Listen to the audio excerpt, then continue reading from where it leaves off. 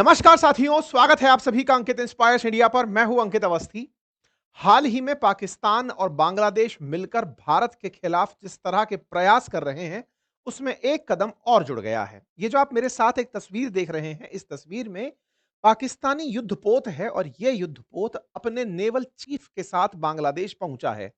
पाकिस्तान के द्वारा बांग्लादेश में जिस तरह से इन दिनों मेल मिलाप किया जा रहा है या फिर बांग्लादेश को इस तरह तवज्जो दी जा रही है आफ्टर सत्ता परिवर्तन, क्योंकि जब से शेख हसीना हटी हैं और मोहम्मद यूनुस आए हैं, तब से ये दिन प्रतिदिन भारत के लिए चिंता का विषय बनता चला जा रहा है।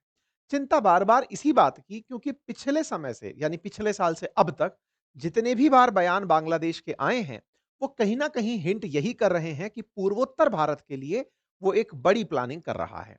पूर्वोत्तर भारत मुख्य भारत से मात्र 22 किलोमीटर चौड़े एक पैच से, जिसे हम सिलीगुड़ी कॉरिडोर या फिर चिकन नेक कहते हैं, उसके माध्यम से जुड़ा है। लेकिन चिकन नेक या सिलीगुड़ी कॉरिडोर ही हमारे लिए सबसे चैलेंज की बात नहीं है। इसके अलावा भी पूर्वोत्तर भारत में तमाम प्रकार की अस्थिरता पैदा करना, वहां पर आतंक को बढ़ावा देना, राज्यों के अंदर जातीय संघर्ष करवाना या फिर इस तरह के ग्रुप संघर्ष करवाना, ये इनकी एक और एक्सटेंडेड प्लानिंग का हिस्सा है। ऐसे में पाकिस्तान का बांग्लादेश के साथ मिलना, चीन का पाकिस्तान के साथ होना, ये सब मिलकर के लगातार अमेरिकी संरक्षण में जो कार्य भारत के खिलाफ कर रहे हैं, ये निश्चित ही भारत के लिए चिंता का विषय है।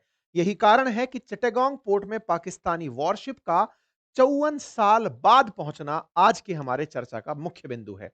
54 ईयर आफ्टर 1971, जब से भारत ने पाकिस्तान के दो टुकड़े किए थे, पूर्वी पाकिस्तान को बांग्लादेश बना दिया था और पश्चिमी पाकिस्तान केवल पाकिस्तान के नाम से जीने लगा था। विचार करिए, जब आप 54 साल बाद ऐसी तरफ यात्रा पर हों जो आपको यह याद दिलाती हो कि पुराने पाकिस्तान को नए पाकिस्तान में बदलना है या फिर नए पाकिस्तान को फिर से पुराने पाकिस्तान में बदलना है, तो क्या आपको नहीं लगता ये भारत के खिलाफ किसी एक बड़ी साजिश की सुगबुगाहट है?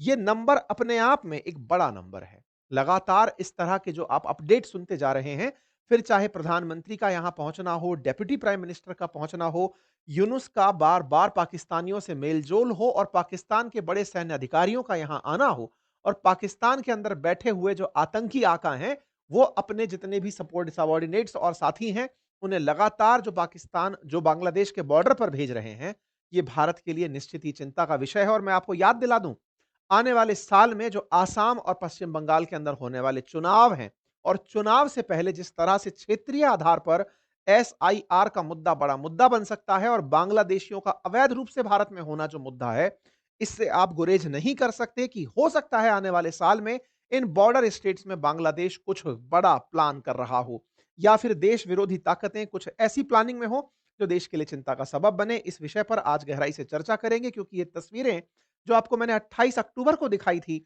जिसमें पाकिस्तान की तरफ से पाकिस्तान के फील्ड मार्शल के बाद या कहीं तो सेना अध्यक्ष जो हैं वो यहां पर थे और वो यहां पर बांग्लादेशी सेना अध्यक्ष के साथ जब प्रेजेंट हुए थे, एक पुस्तक यहां पर दिखाई गई थी और उस पुस्तक में एक ऐसे वृहद बांग्लादेश की चर्चा की गई थी जिस पर हमने आपको प्रतिक्रिया स्वरूप ये बताया था कि बांग्लादेश का ग्रेटर बांग्लादेश जो प्लान है, ग्रेटर बांग्ला जो प्लान है, उसमें भारत के कई राज्यों तक इनको अपनी सोच बढ़ाने का अवसर मिल रहा है। तो मेरे प्यारे साथियों, आज इस पूरे नेवल विषय की चर्चा करेंगे और यह भी बताएंगे कि अक्टूबर से नवंबर तक पहुंचते-पहुंचते पिछले 10-12 दिनों में बांग्लादेश ने और कौन सी हिमाकत की है, किस तरह से वो चर्चा में इस जगह को लिए बना हुआ है और क्या हम केवल यहीं पर फोकस करके कि नहीं साहब हम इसे फोर्टिफाइड कर देंगे, हम यहां गैरिसन निर्माण कर देंगे, क्या हम उससे बच जाएंगे? या फिर भारत को भी चाहिए कि वो बांग्लादेश को बिल्कुल सर कलम कर दे, उसके इस पूरे हिस्से को ही हटा दे, इस पूरे हिस्से को यानी पश्चिम बंगाल को एक वृहद पश्चिम बंगाल बना करके इसे पूरा एक कर दे और यहां पर भारत के लिए शिलोंग से उठते हुए बकायदा चिट्टागोंग को कनेक्ट कर दे या फिर बंगाल की खाड़ी को जोड़ दे। अब समय आ चुका है भारत को एग्रेसिव नीति अपनाने का, जैसे अमेरिका ने अपने यहां पर डिपार्टमेंट ऑफ डिफेंस को या डिफेंस डिपार्टमेंट को बदलकर वॉर डिपार्टमेंट नाम दे दिया। बोले डिफेंस तो सुरक्षा होती है, वॉर आक्रमण होता है। भारत को भी चाहिए कि बांग्लादेश से हो रही किसी भी प्रकार की हिमाकत के लिए हमें आखिरी दिन का इंतजार नहीं करना है। हमें चाहिए कि हम पहले ही इसे अपने हिस्से का जवाब दे दें, हम अपने लिए खुद से रास्ते तलाश लें। भारत को अब एग्रेसिव होकर के भविष्य के डर की चिंता छोड़े बिना ही, चिंता किए ही बिना ही हमें यहां पर पहुंच जाना चाहिए।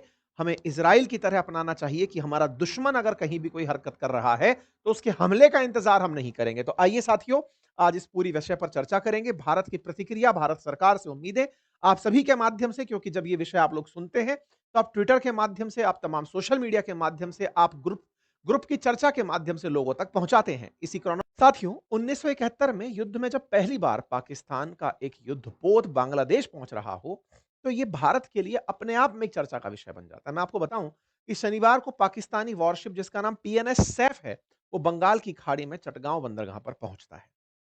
ये जहाज 4 दिन की एक सद्भावना विजिट पर यहां आया है। इसका उद्देश्य बताया गया है कि 2 देशों के बीच में मित्रता बढ़िया करेगा। अब आप सोचें, कराची से चलते-चलते ये देश बांग्लादेश तक पहुंचा है। यहां से लेकर के यहां तक हजारों किलोमीटर की दूरी इसने केवल फ्रेंडशिप में की है। ये फ्रेंडशिप से ज्यादा सिंबॉलिक यात्रा है। सिंबॉलिक का मतलब हुआ कि ये बताने का प्रयास कि सुन लो भारत वालों, तुमने भले ही हमें तोड़ा हो, अब हम तुम्हें तोड़ने के लिए कुछ प्लान कर रहे हैं। देखिए, पाकि ऐसे में अब इन्होंने इस जगह को अपने लिए माकूल पाया। ये अब बांग्लादेश को फिर से उकसा रहे हैं और लगातार अगर आप नजर डालें, तो जब से मोहम्मद यूनुस यहां आए हैं, उनके जो प्रयास हैं, वो केवल और केवल भारत को नुकसान पहुंचाने के हैं। शेख हसीना को वहां से हटाना हो, ये उनका अपना आंतरिक मुद्दा हो सकता है, राष्ट्र का मुद्दा हो सकता है। सत्ता परिवर्तन दुनिया भर के देशों में होता है। किसी एक पार्टी की हमेशा सरकार नहीं होती, वो तानाशाही होती है। सरकारें बदलती हैं। हमारे देश ने भी लंबी-लंबी सरकारें खूब बदली हैं। लेकिन सरकार बदल करके उस बदली हुई सरकार को भारत विरोधी एजेंडे में बदलना, ये बांग्लादेश की प्राथमिकताओं में शुमार हो गया है। अगर आप ऑब्जर्व करें, तो शेख हसीना जाने के बाद से इन्होंने शेख हसीना पर जो जनता गुस्सा थी, उस गुस्से को पूरा भारत के विरोध में जोड़ दिया। शेख मुजीबुर रहमान ने जिन्हें स्वतंत्र अस्तित्व दिलाया हो, उसके खिलाफ मोहम्मद यूनुस ने इस पूरे देश को भड़का दिया है। ये कहते हुए कि वो तो केवल भारत की शह थी जिसके चलते उसने अलग देश की मांग करी, उसे साथ मिलकर चलना चाहिए था। कुछ ऐसा भाव अब लोगों के अंदर डाला जा रहा है। कि हमारे लिए तो 1971 तक ये भी पाकिस्तान ही था और 1971 तक जब ये पाकिस्तान था, तो भारत के विभाजन से ही बना था। यानी कि यहां पर मार-काटें हुई थी, तभी एक अलग हिस्सा निकाला गया था कि चलो तुम पाकिस्तान बन जाओ। आज ये फिर से पाकिस्तान बनने पर भी जाता है, तो भी हमारे लिए तो एक तरफ पाकिस्तान है, दूसरी तरफ भी पाकिस्तान है। लेकिन मुद्दा ये है कि अब हमारा स्टेक पर क्या लगा है? हमारा स्टेक पर लगा है हमारा पूर्वोत्तर भारत। पूर्वोत्तर भारत में अस्थिरता बड़ा विषय रहा है। मणिपुर में हुई अस्थिरता लंबे समय तक सुर्खी रही है, राष्ट्रीय मुद्दा रहा है। ऐसे में चाहे मणिपुर हो, नागालैंड हो, अरुणाचल प्रदेश हो, आसाम हो, आने वाले समय में क्या ये करीब होकर के इस क्षेत्र को चुनौती देंगे? यही कारण सबसे बड़ी चिंता का कारण है। आप सभी जानते हैं कि पाकिस्तान से अगर बांग्लादेश तक की यात्रा की जा रही है, तो वो पूरा भारत को सामने-सामने घूम करके की जा रही है। इस पूरे के क्षेत्र को घुमाने के लिए इन्होंने अपना एक युद्धपोत भेजा है, जो युद्धपोत 7400 किलोमीटर एक बार में चल सकता है। मतलब समुद्री सीमा के बराबर इन्होंने यात्रा कराने वाला एक युद्धपोत यहां पर भेजा है। इसका नाम है पीएनएस सैफ। 2008 में यह आया था। इसे चाइना वालों ने बनाया था। चाइना की दया से ये पाकिस्तानी आज भी इसे चला रहे हैं। इसमें तमाम प्रकार के हथियार हैं। चाहे इसमें टॉर्पीडो लॉन्च करने की जो लॉन्चर हो, वो इसके अंदर है। इसमें सिस्टम इंस्टॉल्ड है जो कि अपने आप में अवेयरनेस के काम आते हैं। इसके अंदर eagle strike guided missile installed है। उद्देश्य केवल इसका यह है कि यह बताना कि युद्धपोत पाकिस्तानी है और वो बांग्लादेश की सीमाओं में जा रहा है। इंटरेस्टिंग बात सुनिए। इसको चलाने वाले जो कैप्टन है वो सुजात अब्बास राजा हैं। लेकिन जब ये बांग्लादेश की टेरिटरी में पहुंचता है, तो बांग्लादेश का बांग्लादेश स्वाधीन होता एक जहाज इसे लेने जाता है, एस्कॉर्ट करने जाता है। बांग्लादेश के पानी में एस्कॉर्ट करने जाता है। इसका भव्य वेलकम किया जाता है। जहाज को जब नेवल स्टेशन पर डॉक किया जाता है, तो यहां की नेवी स्कूल के, बांग्लादेश नेवी स्कूल के बच्चों के हाथ में इस तरह के फ्लैग पहुंचा दिए जाते हैं कि उसका वेलकम करिए कि इतने समय बाद में हमारे देश के अंदर पाकिस्तान का युद्धपोत आ रहा है। ये रहा पीएनएस सैफ। इसका भव्य वेलकम बांग्लादेशी नेवी के द्वारा किया जाता है। बांग्लादेशी नेवी इसको 4 दिन का एक गुडविल विजिट कंसीडर करती है। इतना ही नहीं, जब ये यहां पर पहुंचता है, तो इसके साथ-साथ ही पाकिस्तान की जो नेवी चीफ हैं, वो भी यहां पर पहुंचते हैं और इनका स्वागत यहां पर किया जाता है। पाकिस्तान के नेवी चीफ हैं एडमिरल नाविद अशरफ, वो भी बांग्लादेश पहुंचते हैं इस जहाज के साथ-साथ। आप सोचिए, युद्धपोत आया है, साथ में बांग्लादेश के अंदर पाकिस्तानी नेवी चीफ भी आया है। पाकिस्तान का नेवी चीफ का भी इस तरह का यह दौरा अपने आप में यूनिक दौरा है। 1954 के बाद में इस तरह की जो एंट्री है, क्या ये आपको लगता है कि ये केवल और केवल एक तरह का गुडविल जेस्चर है? जी नहीं, ये कतई गुडविल जेस्चर नहीं है। अगर आप कबूतर की तरह आँख बंद करके बैठते हैं, तो बस ये एक बार के लिए आँख बंद करके बैठना हो सकता है और भारत को अब डिफेंसिव होने की ज़रूरत नहीं है। इस बात के इंतज़ार में बैठने की ज़रूरत नहीं है कि बांग्लादेश जब कुछ करेगा तब कुछ करेंगे। नहीं, देश को तोड़ने के लिए अब उसके पास इतनी सामर्थ्य नहीं है कि वो वहाँ से हमला हमारे पास करेगा, नहीं।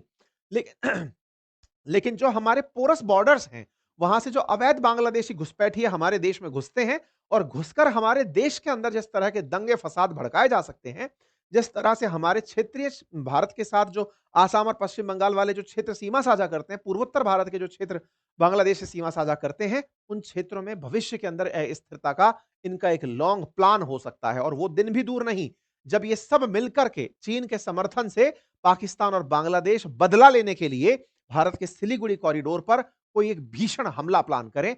हमारी तमाम तैयारियों के बावजूद भी अगर यहां पर एक बहुत बड़ी सेना बांग्लादेश की और पाकिस्तान की एकत्र होकर ऐसा कुछ प्लान करती है, तो ये हमारे लिए फिर से एक डिफेंसिव वॉर होगा। एग्रेसिव रहने के लिए हम क्या कर सकते हैं, ये सोचने की आवश्यकता होगी। खैर, फिलहाल के लिए इनके नेवी चीफ को बुला करके शिखा अनिर्बन करके एक जगह वहां ले जाया गया। ये बिल्कुल वो जगह है जैसे भारत के अंदर राजघाट ले जाया जाता है। बिल्कुल वैसे ही यहां पर 1971 के अंदर जो लोग मरे थे, उनकी याद में इन लोगों को यहां पर पाकिस्तानियों को ले जाया गया। ये वही पाकिस्तानी हैं जिन्होंने कभी सरेंडर किया था भारत की सेना के सामने, लेकिन अब इन्हें यहां ले जाकर याद दिला रहे हैं कि कोई बात नहीं, होता रहता है बड़े-बड़े देशों में छोटी-छोटी हरकतें। भाई साहब, यहां पर तो ये छोटे देश हैं और बिल्कुल ही चिंदी हरकतें कर रहे हैं। बांग्लादेशियों का सेंस खत्म हो गया है। सोचने वाली बात यह है कि इन बांग्लादेशियों ने जिस तरह से आज भारत के विरोध में पाकिस्तान के साथ फिर से ये जो गुडविल जेस्चर खेलना शुरू किया है, ये गुडविल जेस्चर ना केवल बांग्लादेशियों के लिए एक महंगा सौदा होगा, बल्कि ये भारत के लिए एक बड़ा कारण बनेगा कि हम बांग्लादेश के खिलाफ सख्त हो जाएं। बांग्लादेशियों को ये देश में रहते हुए समझना होगा कि भारत के साथ में उसकी ये जो हरकत है, ये कितना ज्यादा अस्थिरता क्षेत्रीय स्तर पर लेकर आ सकती है। आप देखें, इनके साथ में बैठे हुए तमाम अधिकारियों को देखें, बांग्लादेश के द्वारा जारी किया गया एक वीडियो जिसमें वो दिखा रही है कि उनकी सेना बहुत ही आक्रामक शैली में काम करने के लिए तैयार है। मतलब ये सेना के द्वारा जो वीडियोस प्रस्तुत किए जा रहे हैं, उसका उद्देश्य ये है कि देखो देश वालों, हम लोग युद्ध की तरफ आगे बढ़ रहे हैं। ये मोहम्मद यूनुस जो अपने आप को बताता है कि मैं नोबेल प्राप्त किया हुआ व्यक्ति हूं, अर्थशास्त्री हूं, लेकिन सही मायने में इसके पीछे एक बड़ा खेल चल रहा है।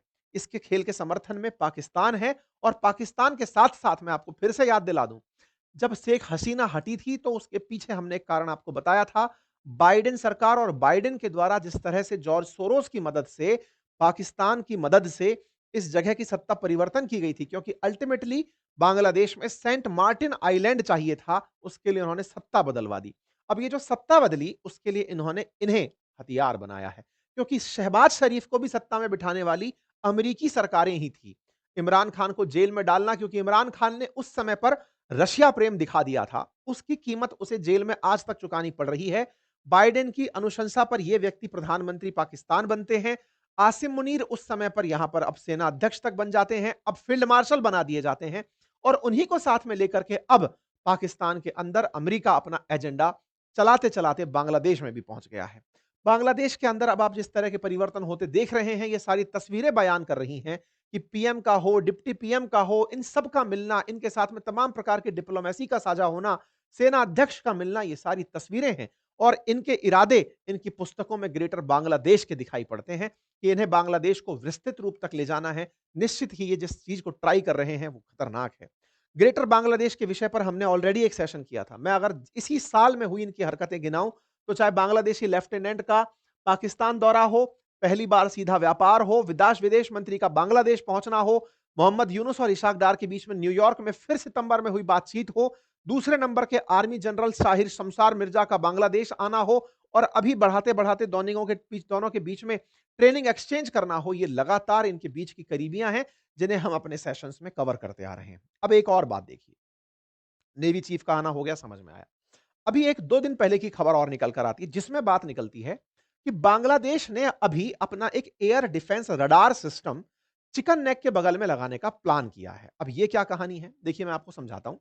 आपको थोड़े दिन पहले हमने एक सेशन किया था जब बताया था कि ये यूनुस जो है वो चाइना गए थे और चाइना जब गए थे तो चाइना वालों को बोलकर आए थे कि पूर्वोत्तर आप हमारे माध्यम से पकड़ सकते हैं, यानी नॉर्थ ईस्ट के लिए खुद को दिखाए आए थे कि नॉर्थ ईस्ट तो साहब अपना ही है। और उस समय पर ये चाइना से एक डील करके आए थे और वो डील थी कि लाल मोनिर हाट करके जो एयरबेस है ना, जो वर्ल्ड वॉर में ब्रिटिशर्स के द्वारा यूज़ किया था, आप उसे रिवाइव कर दो और उसे रिवाइव करने में आप हमारी मदद करो, ये हम चाइना को ऑफर कर सकते हैं। अब ये लाल मोनिर हाट की क्या कहानी है वो देखो। देखो ये बांग्लादेश का मैप आप देख रहे हैं। पश्चिम बंगाल का ये जो हिस्सा है ना जिसे हम सिलीगुड़ी कॉरिडोर के नाम से जानते हैं, ये सिलीगुड़ी कॉरिडोर की जो विड्थ है ये 22 किलोमीटर की है। इसके बाद में अब जब आप इस रास्ते को देख रहे हैं तो समझिएगा लाल मोनिर हाट कहाँ है। देखिए लाल मोनिर हाट भारत की सीमा के पास बिल्कुल एक सटा हुआ एयरबेस है। ये भारत से मात्र 15 किलोमीटर की दूरी पर है और मैं बताऊं एयरबेस का 15 किलोमीटर दूर होना समझिए कि दूर ही नहीं है, मतलब समझिए कि वो एयरबेस बिल्कुल बॉर्डर पर ही बना हुआ है। भारत ने जब बांग्लादेश में भारत के पक्ष की सरकारें थी तो लाल मोनिर हाट को अपनी सहूलियत के लिए इनसे कहा था कि देखो यार मित्रता में अब तुम्हारे लिए ये क्षेत्र हमारे काम का तो नहीं है क्योंकि हम दोनों तो झगड़ने वाले हैं नहीं, हम तो बांग्लादेश बनाने वाले देश हैं, हम चाहते तो तुम पर पहले ही कब्जा कर लेते। भाई जिस समय बांग्लादेश में अनरेस्ट चल रहा था, पूर्वी पाकिस्तान टूटकर अलग हुआ, पूर्वी पाकिस्तान जब पाकिस्तान के साथ गया था तब तो बात अलग थी, लेकिन 1971 में जब हमने तुम्हें बांग्लादेश बनाया, हम चाहते तो उस समय भी हमारा क्षेत्र बड़ा कर लेते। मैं मानता हूं कि 1971 में भारत से एक बड़ी भूल हुई। भूल ये नहीं कि हमने पाकिस्तान को तोड़ा, भूल हमसे ये हुई कि हमने उस समय पर अपना चिकन कॉरिडोर बड़ा नहीं किया। हम उसी समय इनके साथ में सहायता करने के नाम पर अपने लिए कुछ रास्ते पहले ही तैयार कर लेते। हम बांग्लादेश का एक बड़ा हिस्सा अगर अपने साथ लेने में कामयाब होते, जिसके माध्यम से पूर्वोत्तर भारत में हमारी पकड़ बहुत अच्छी होती और हम उस समय पर ही बंगाल की खाड़ी में पूर्वोत्तर भारत से एक सीधा गलियारा मांग लेते, या फिर हम एक्सचेंज में कि मदद के विरुद्ध में हम ये चाहते हैं, तो ये निश्चित ही आज हमें दिक्कत नहीं देता। ये हमारी दूरदर्शिता के अंदर संभवतया उस समय की नजदीकियां नहीं रही होंगी, हमारे दूरदर्शी होने में शायद कुछ कमी रही होगी। मेरे प्यारे साथियों, लाल मोनिर हाट करके जो जगह है, ये 15 किलोमीटर बॉर्डर से दूर है। पहले मित्रता थी तो इस जगह पर किसी प्रकार की एक्टिविटी नहीं होने दी जाती थी। भारत ने कहा तुम्हें हमसे क्या डरना यार, हम चाहते तो तुम्हारा देश ही ले लेते।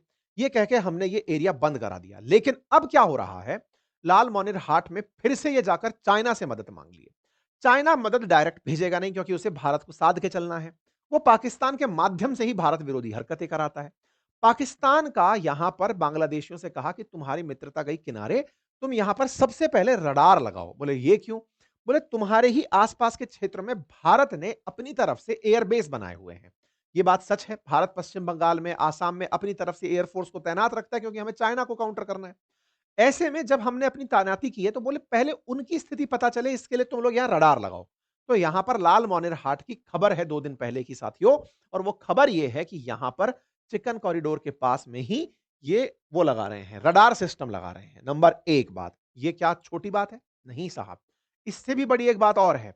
ये पूरी तरह से एयरबेस लगभग काम के बिना हो चुका था। यहाँ पर हैंगर बनाया जा रहा है कम से कम 14 एयरक्राफ्ट के खड़े होने का। अर्थात यहाँ पर एक तरह से जैसे बस स्टैंड में बस के लिए कैनोपी लगाते हैं, ऐसे ही हवाई जहाज को खड़ा करने के लिए हवाई जहाज का पूरा रनवे, हवाई जहाज सुरक्षित खड़ा खड़ा रहे उसके लिए हैंगर्स, उनके फ्यूलिंग स्टेशंस, उनके लिए पूरी ऑपरेशनल जगह तैयार की जा रही है। ये खबर साथियों यहाँ पर निकल कर आ रही है। ये खबर का बहुत ही गहरा असर है। 10 से 12 अगर यहाँ फाइटर एयरक्राफ्ट खड़े होते हैं तो ये निश्चित ही भारत के लिए चिंता है। अब आप पूछेंगे ये चिंता क्या हमें पहले नहीं दिखाई दी? असल में जिस समय ये शुरुआत में मिलके आए थे ना कि चाइना से हम लाल मोनिर हाट में पैसा लगवाएंगे, उस समय भारत ने इनसे पूछा कि क्या तुम भारत विरोधी हरकत कर रहे हो?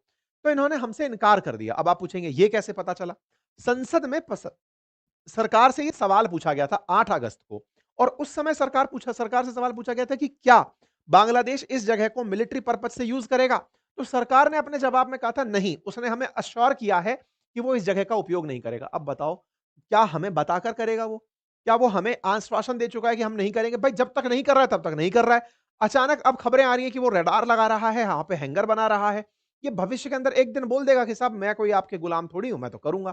तो एक तरीके से हम अपने पड़ोस में होती हुई हरकतें देख रहे हैं। अब ऐसे में ये खबर अब निकल कर आ रही है तो ये निश्चित ही भारत को सोचनी होगी। एक और बात मैं आपको बताता हूं, देखिए पाकिस्तान में 3 तरह से काम होता है।